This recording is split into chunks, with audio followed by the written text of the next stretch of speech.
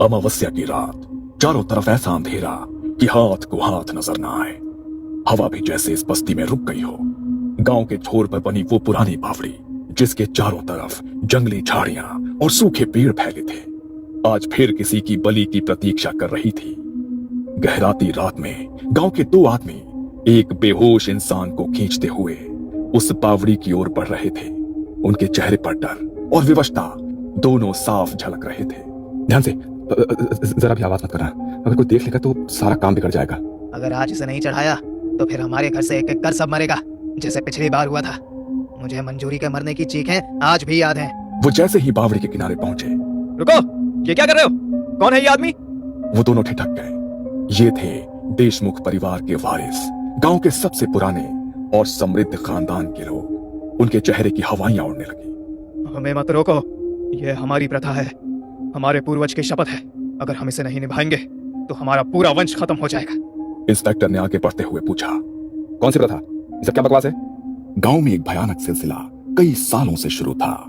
कभी कोई किसान जो खेत की रखवाली कर रहा होता है, कभी कोई व्यापारी जो देर रात लौटता है, तो कभी कोई मासूम बच्चा जो गलती से रात में बाहर चला जाता है, रात में गायब हो जाते हैं। सुबह होते ही घर वालों को बस ये सुनाई देता कि शायद किसी जंगली जानवर ने उठा लिया होगा या कहीं भाग गया होगा।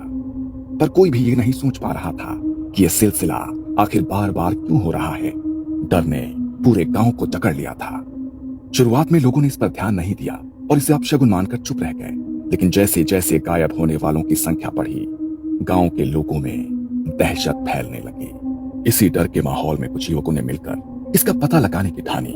राहुल, संदीप, विजय और कुछ और दोस्तों ने मिलकर यह तय किया कि अब बहुत हुआ, अब हम पता लगाएंगे कि असल में हो क्या रहा है।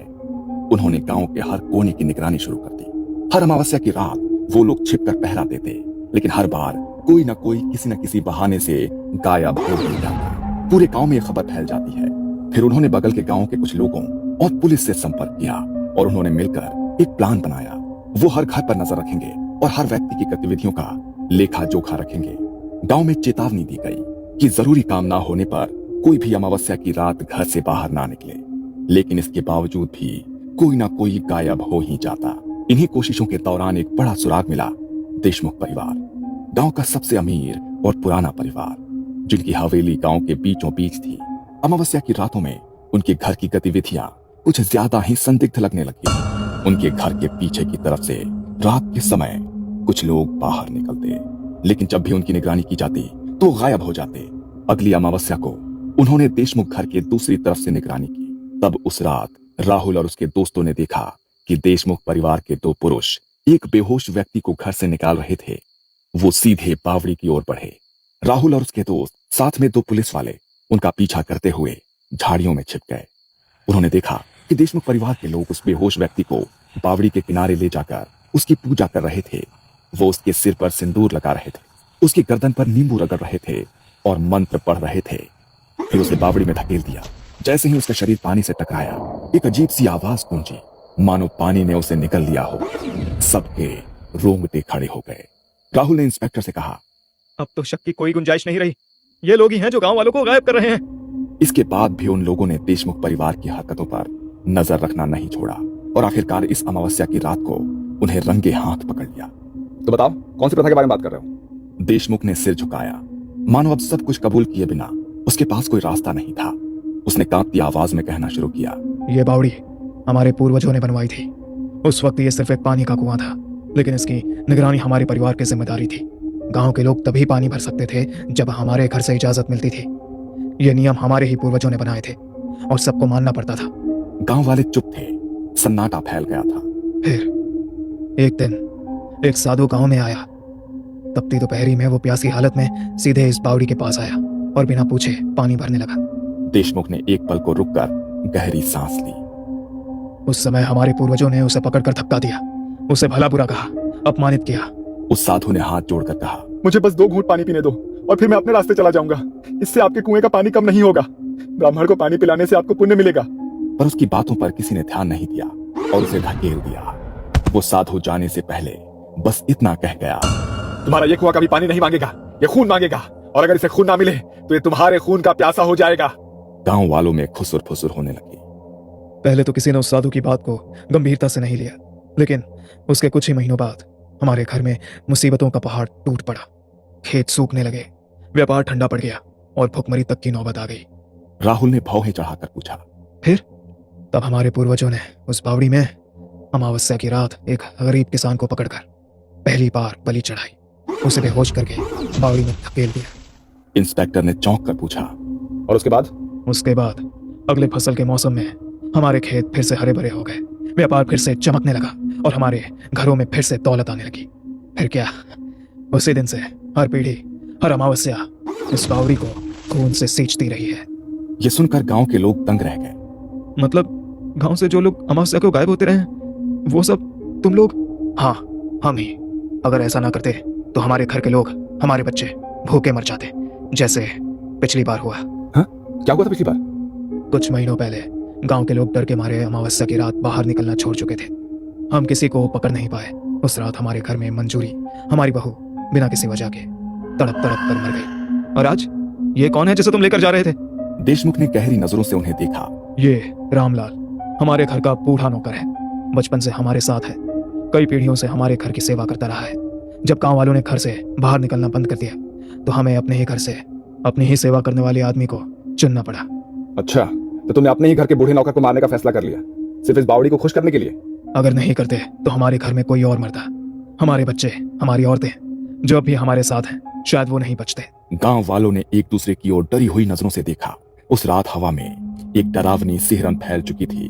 उनकी बातें सुनकर सभी लोग चिढ़ गए और वो देशमुख परिवार पर अपना गुस्सा उतारना चाहते थे, लेकिन पुलिस ने उन्हें हिरासत में ले लिया और उन पर गांव के लोगों को गायब करने और उनकी हत्या के आरोप लगाए। पर अगले ही दिन से घटनाएं और भी खौफनाक हो गईं। देशमुख परिवार के सभी पुरुष जेल में रहस्यमयी हालत में मारे गए। किसी का गला खुद ही कट गया, किसी की आंखों से खून बहा और किसी ने बिना वजह दिल का दौरा पड़ने से दम तोड़ दिया। उनके घर की औरतों ने जो खाना पकाया वो कुछ ही समय में सड़ जाता और उनके घरों में भूखमरी छा गई। बच्चों की तबीयत बिगड़ने लगी और एक एक करके सारे परिवार के सदस्य अजीब और दर्दनाक मौतें मरने लगे। देशमुख का पूरा परिवार कुछ ही दिनों में खत्म हो गया और उनका घर अब वीराना हो गया। लेकिन इससे भी डरावना वो था जो उनके खिलाफ खड़े होने वाले गांव के लोगों के साथ हुआ। राहुल और उसके साथियों के घरों में रात को किसी के फुसफुसाने की आवाजें आने लगी। उनकी दीवारों पर खून जैसे निशान पड़ने लगे। एक रात संदीप शराब के नशे में बोला, चलो देखते हैं कौन सी बावड़ी है जो हमें मार सकती है। उसकी बातें सुनकर सारे दोस्त डर गए। तुम लोग डरते रहो, मैं अकेला जाता हूँ और देखता हूँ। राहुल और दोस्तों ने उसे रोका, लेकिन संदीप जिद पकड़कर अकेला ही बावड़ी की तरफ चला गया। अगली सुबह बावड़ी के किनारे संदीप के कपड़े मिले, सलीके से तह किए हुए, जैसे किसी ने उन्हें ध्यान से रखा, लेकिन संदीप का कहीं कोई निशान नहीं था। अब डर पूरे गांव में फैल चुका था। राहुल और इंस्पेक्टर ने गांव के समझदार लोगों के साथ मिलकर तय किया कि ये सिर्फ देशमुख परिवार की बात नहीं है, ये बावड़ी अब खुद एक जीवित अभिशाप बन चुकी है। उन्होंने तांत्रिक बाबा त्रयंबक को बुलाया। उनके बारे में कहा जाता था कि उन्होंने कई ऐसे शापित स्थानों को शांत किया है। जब बाबा त्रयंबक गांव में पहुंचे तो पूरे गांव को चौक में इकट्ठा किया। इस बावड़ी की प्यास अब सिर्फ बलि से नहीं बुझेगी, ये अब खुद एक जीवित शक्ति बन चुकी है और इसे अगर नहीं रोका गया तो ये पूरे गांव को निकल जाएगी। गांव के लोग इकट्ठा होते हैं। बावड़ी के चारों ओर टिमटिमाती मिसालों की रोशनी है। तांत्रिक बाबा त्रयंबक हवन सामग्री के साथ जमीन पर बैठते हैं। गांव वाले मौन खड़े रहते हैं। आज रात इस बावड़ी की भूख को हमेशा के लिए मिटानी होगी, लेकिन याद रहे, अगर किसी का मन डगमगाया तो ये बावड़ी फिर से रक्त मांगेगी। गांव वाले सहम कर सिर हिलाते हैं। बाबा एक हवन कुंड तैयार करते हैं और हवन की शुरुआत करते हैं। बाबा हवन कुंड में हड्डियां, रक्त से रंगे नीम के पत्ते और पंचामृत डालते हैं। बाबा त्रयंबक मंत्रोच्चार करते हैं। ओम काल भैरवाय नमः, रक्षा करो, रक्षा करो, रक्षा करो। गांव वाले मिलकर हनुमान चालीसा का पाठ करने लगते हैं। बावड़ी से अजीब और भिनभिनाहट और गुर्राने की आवाजें आती है। ये आवाजें तो जैसे अंदर से आ रही हैं। बाबा त्रयंबक लोहे की कील लेकर बावड़ी के मुहाने पर जा पहुंचते हैं। बाबा ने मंत्रोच्चार के साथ एक लोहे की कील बावड़ी के मुहाने पर काट दी। तभी एक लाल धुआं बावड़ी से उठने लगा। उसमें चेहरों की आकृतियां दिखने लगी, कभी संदीप का तो कभी देशमुख का। गांव के कई लोग डर के मारे बेहोश हो गए। ये तो संदीप का चेहरा है। अब समय आ गया है। वो कील को जमीन में ठोकते हैं तभी बावड़ी से एक जोरदार चीख निकलती है। भीड़ में एक बूढ़ा जो हर साल बावड़ी के पास बलि होते देखता था, वो बावड़ी के पास ही बेहोश हो गया।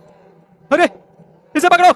लोग दौड़ते हैं, उसकी सांसें चल रही थी, लेकिन उसका शरीर ठंडा पड़ चुका था। करीब रात के 3 बजे जब मंत्रोच्चार और हवन अपने चरम पर था, बावड़ी से अचानक से भयानक गर्जना सुनाई देती है। पानी जोर जोर से उछलने लगता है। लाल रंग का पानी फव्वारों की तरह बाहर आने लगता है। पानी से तेज और सड़ी गंध फैलने लगती है। ये तो खून है। भगवान, ये हो क्या रहा है? इस बावड़ी ने वर्षों से जिनकी बलि ली है, आज वो सब उसे छोड़ रहे हैं। ये इसका अंतिम प्रलय है। बावड़ी से निकलता लाल पानी इधर उधर बहने लगता है। सबके चेहरों पर घृणा और डर के भाव आते हैं। गांव वालों के चेहरे पर अब डर दिखने लगा था। गांव वालों में अब अफरा तफरी मचने लगती है। कुछ पीछे हटते हैं और बच्चे रोने लगते हैं। कोई पीछे नहीं हटेगा। अगर तुमने धैर्य खोया तो ये सब कुछ फिर से शुरू हो जाएगा। गांव वाले कांपते हुए अपनी जगह पर टिके रहते हैं। बाबा लोहे की मोटी सलाख उठाते हैं और बावड़ी के मुहाने पर गाड़ देते हैं। जैसे ही उस सलाख में कील लगती है, बावड़ी से कुछ देर के लिए एक कर्कश चीख निकलती है। फिर सब कुछ शांत हो जाता है। बावड़ी को लोहे की मोटी सलाखों से बंद कर दिया जाता है और उसके ऊपर पीपल का पेड़ लगाया जाता है। खत्म हो गया? नहीं, ये पूरी तरह शांत नहीं हुआ है। इसकी भूख हमने अभी सुला दी है, लेकिन ये फिर से ना जाग जाए, इसलिए हर अमावस्या की रात इस बावड़ी के पास गांव का कोई ना कोई बुजुर्ग दिया जलाएगा और हनुमान चालीसा का पाठ करेगा। ये शर्त है, अगर ये निभाई नहीं गई तो ये भूख फिर से जाग उठेगी और मौत का तांडव दोबारा से शुरू हो जाएगा। पीछे आकाश में अमावस्या का अंधकार गहराता है, लेकिन गांव वालों के चेहरे पर राहत की झलक है। गांव वाले आज भी कहते हैं कि जो भी खून से सींचा जाता है, उसका अंत हमेशा विनाश में ही होता है।